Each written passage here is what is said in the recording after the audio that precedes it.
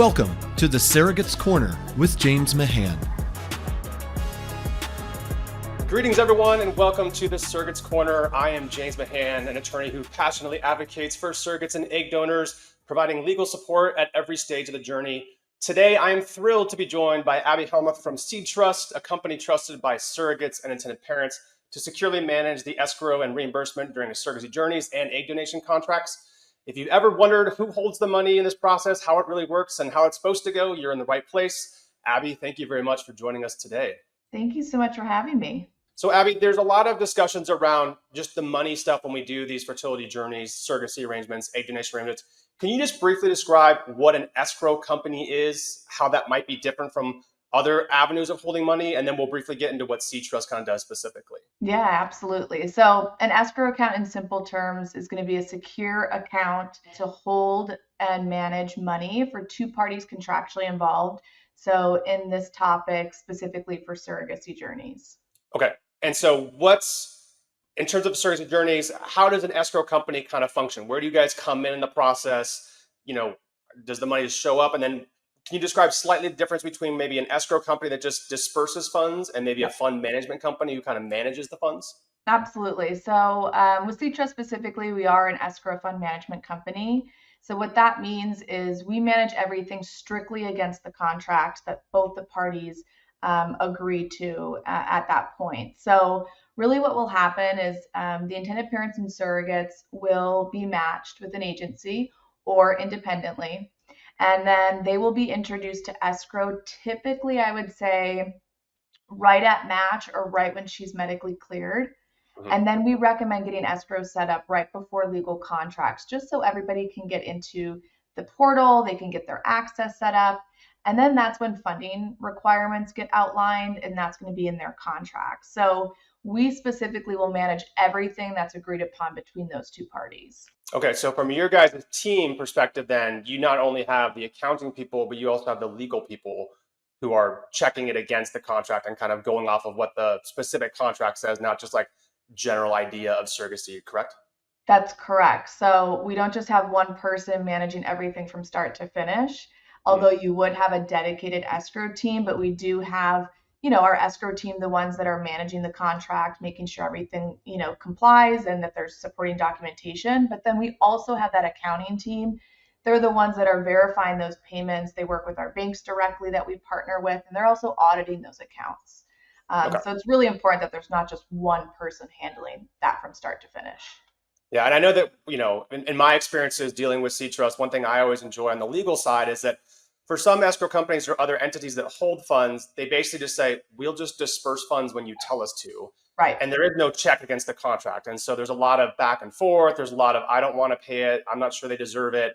And then the lawyers have to get involved and say, no, it's in the contract. And I've always felt like with you guys, we only get the really big things that maybe are just not in the contract at all. And then you kind of say, hey, legal, what do you want to do? But you handle, 99% of the little stuff and kind of just the routine stuff that I find to be super helpful. Oh, absolutely. And there are definitely different providers in our space, whether it's agency held escrow, attorney held escrow, and then independent. But it's really important just that you have someone neutral, third party, specializing in this. There's oftentimes I hear, why can't we just use our bank, or why can't we use PayPal or Venmo? And the contracts are so specific, the milestones are so specific.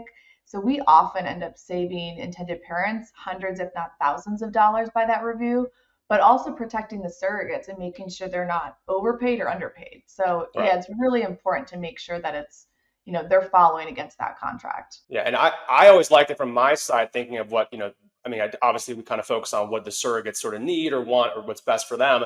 And I've always found that, entities like yours where it's transparent, you can see the account balance. For, many, many years, escrow was a black box. It was like, I think money will get paid. A check might be in the mail. It may not be.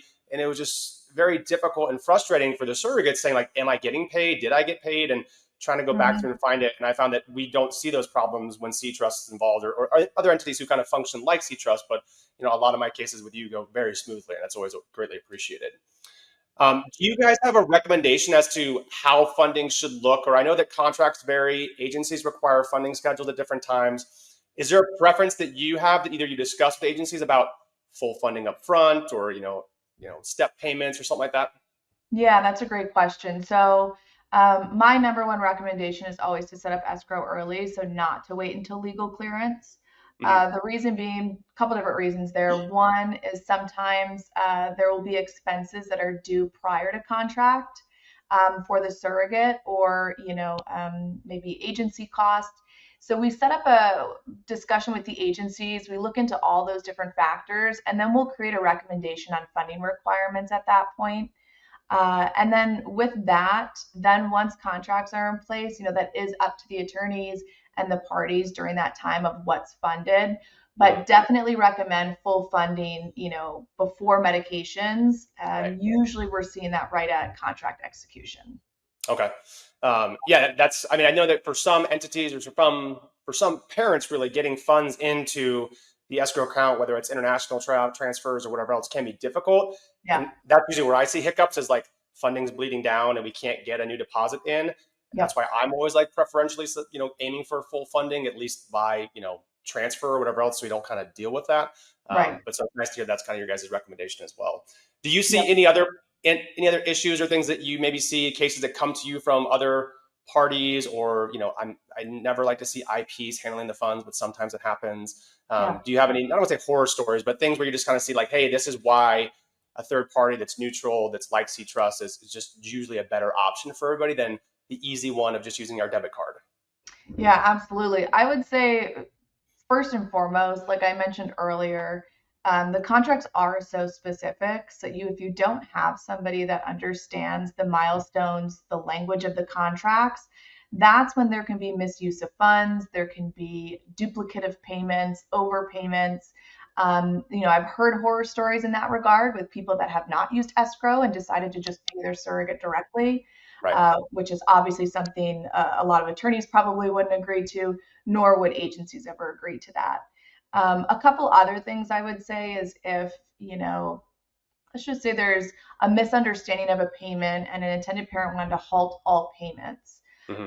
What we have to do is, again, follow that contract strictly by the terms of the agreement. So we look at all situations, and we can't just stop a payment because a party directed us to do so. We have to Hmm. gather all those details and make sure if it is an alleged breach or articulated breach that we're following that accordingly. But you have to be very careful in these situations, and that's why we have a whole team of experts that deal with this constantly and review contracts constantly. And I feel like that's one of the areas that I have seen. Usually, when I get brought into either an accounting issue or a payment issue, tends to be like, from my perspective, like an IP doesn't want to pay something that the surrogate is clearly like entitled to in the contract for Right. some other reason, and there's no breach allegation, there's no formal breach letter. It's just like, I don't want to give it to her. And Yeah. my surrogate was freaked out, like, well, what do I do if they say no? Like, I'm not going to pay you. And it's like, just why do you want to be the neutral party who's going to look at the contract, because we don't run in those issues Oh, when yeah. they are kind of managing and seeing that happen, and going by what the contract says. And then if they want to do breach or interplea, we can do that later. And then I know you were also referencing fund management earlier, where I actually just was speaking with an agency, and they were using this other escrow entity, and um, they just kept paying the surrogate out this expense because there was really no fund management review. And at Mm. the end, I think she was overpaid a couple $1,000s because it wasn't looked at within the contract. So those things can commonly happen if you're not working with somebody that's managing against the contract. And then from a surrogate kind of centric perspective, Abby, what does the interaction with SeedTrust look like or feel like from the surrogate? I know usually when they get to me, a contract, they've probably already done some screening, other stuff. So they may have already been set up with you guys to get their banking and stuff. But what does that kind of process look like? And then how do just your general payment sort of feel for the surrogates? Yeah. So surrogates will have a point of contact with our team. But before that even happens, when we set up any escrow account, we do have a surrogate guide that reaches out to all surrogates, and they will show them how to navigate our online portal, which is where all payments facilitate through the entire journey. So that's anywhere from how to submit disbursements, how to navigate your portal, how to update your banking. So right there, they already get that introduction into escrow and what it is, because it is really that last step of their journey before things really get started. And so we have that. And then the other point, which I, absolutely love, and I think is one of the most valuable pieces of SeedTrust, is that they have an individual that they can go to from when we open their case all the way through closure, which is the escrow team. So they're the dedicated team that's there to answer questions contract related, updates on their payments. Lost wages is a huge thing, so they can go to them for questions there. So although our system's very automated, we do pride ourselves on that customer service and that direct contact. Yeah, and I think that's really nice because it's kind of like, going to any other call bank where all of a sudden, like, I have no idea what case you are, or who you are, or what you're talking about, but you Right. guys have a continuity of kind of care all the way through that journey, so they know, like, oh, we had a hiccup last month with this, we're taking care of it, and that kind of stuff is handled that way. Exactly. And, we manage on the agency side, so agencies that match the parties, but also independently. So sometimes that communication and access looks a little bit differently for those parties. Hmm. But all in all, they will always have a dedicated escrow team. So Okay. it just depends on kind of how those are structured when we set them up. And then a lot of my circuits ask, like, who does the actual fund requests? I think correct me if I'm wrong, I think your portal allows kind of the agency or the IP, the parties to kind of submit or upload things to the portal. But do you guys have a normal way of seeing that? Or is there a better or worse way from agencies, sending the request in, or the surrogate directly, or what do you guys typically see? Yeah, so for agency managed journeys, it's really going to be dependent on the agency. Sometimes they will submit everything on behalf of the surrogates, and that's Mhm. just a preference, Okay. either by the surrogate or by the agency. And then when the agency submits, we still are doing a thorough review. If there are some agencies that have surrogates submitting directly, then again, the surrogates will get that guidance so they know how to submit their reimbursements. And then our team still reviews those requests. Now, on the Okay. independent side, surrogates will always submit their own requests. Okay. And then briefly, so I've had a lot of recent cases of, people who've done, on their second, third journey, they've done an agency managed one, they're now going independent. Can you just talk kind of specifically to the independent journeys and what a company like SeedTrust or what you guys do specifically that might be kind of catered to an independent match versus like an agency match that's through a really strong, reputable agency where now we don't have those kind of helping hands in the mix? Absolutely. So, all in all, agencies do play such a vital role in these journeys as they help provide us with different updates on milestones. But in the event that we do get these independent journeys after they used an agency, we are very hands-on with the independent journeys in the fact that there's a lot of direct communication between intended parents, surrogates, and the escrow company. Okay. Now we typically don't, like to provide everybody in one email together because that's Yeah. the benefit of an escrow company is you keep Right. that financial Third conversation party neutral. Yeah. separate. Exactly. But when it comes to update of milestones, we'll always verify with both sides just to make Okay. sure, pregnancy updates, things like that. But surrogates will have that full transparency into their portal. So that's anywhere from escrow balance to be able to submit their own request, see those updates.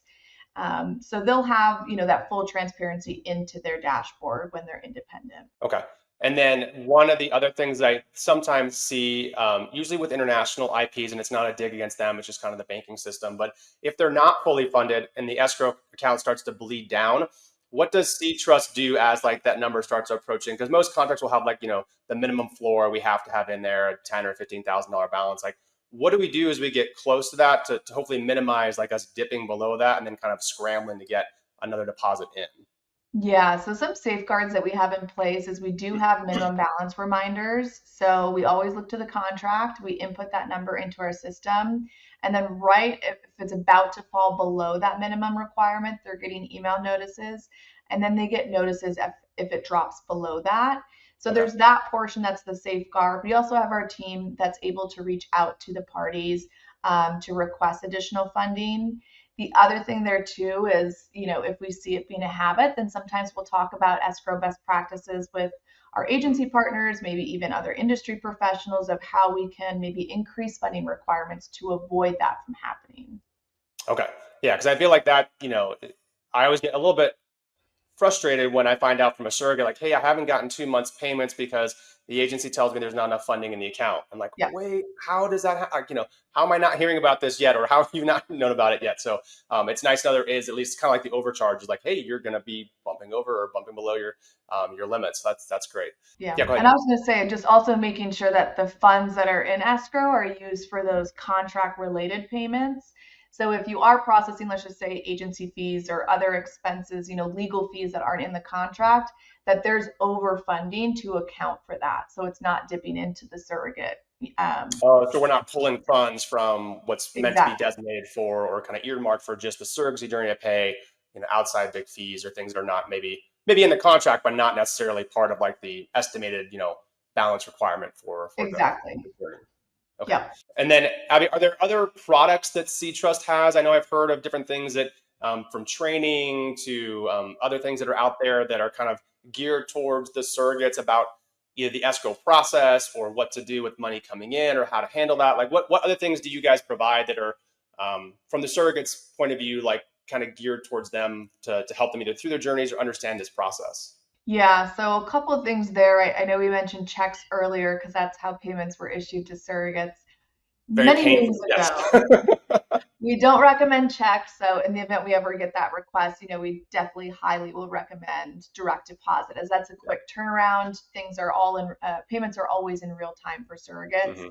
A couple other tools that we do have, and I mentioned earlier, lost wages is probably one of the most communicated on topics that we see with escrow just because they can be so complex. But we have a lost wages tool in our portal, which we can use different formulas depending on what's in the contract. Mhm. And then what we do is, we plug in numbers from pay stubs and it generates calculations, which provides a beautiful display and breakdown for both parties. So Yeah. again, that just adds a little bit more understanding into how that rate's calculated. So that's something we're really proud of just because it has been such a hot topic and Mhm. surrogates have access to it, intended parents have access.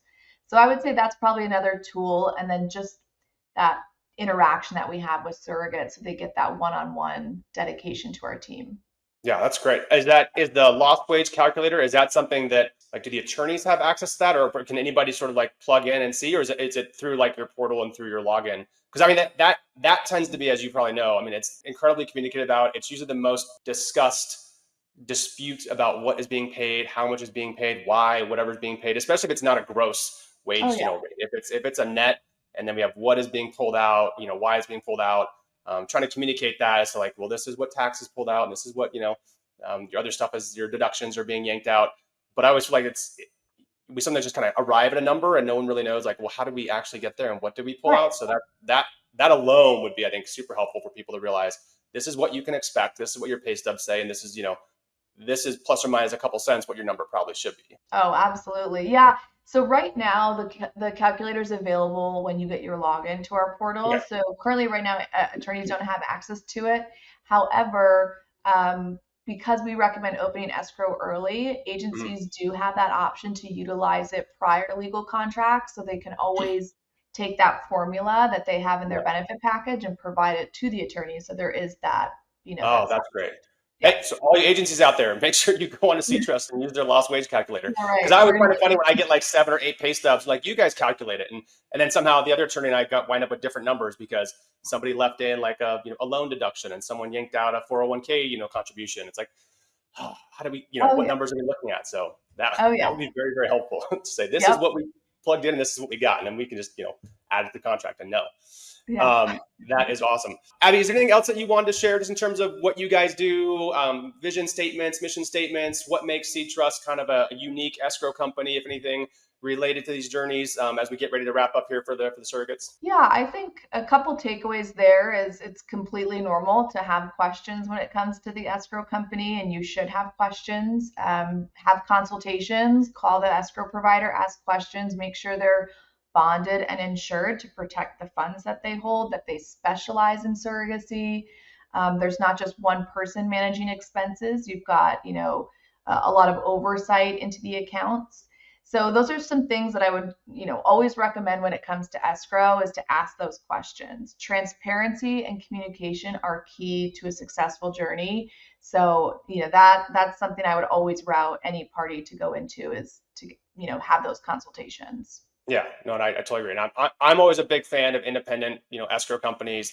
I know that you guys are one that I see a lot. I'm always thrilled when you're on the contractor part of the team. I know there are other good ones out there, but just the idea of having a neutral third party that can handle this and look at this and kind of look at the contract and know what's going on to protect both sides, really, both the IPs and the surrogate, is super helpful. So thank you for what you guys do and everyone at SeedTrust does. And thank you everyone for tuning into the Surrogates Corner. Abby from SeedTrust, great thanks to you for your insight and for all the things you've shared with us and with our surrogates. If you have any questions about escrow, feel free to look up or contact SeedTrust. In the meantime, don't forget to like, subscribe, share the episode with someone who might need it, and pass this information along. Thanks, everyone. Have a great one. Thanks for watching. Be sure to hit that like and subscribe button and leave us a review in the comments.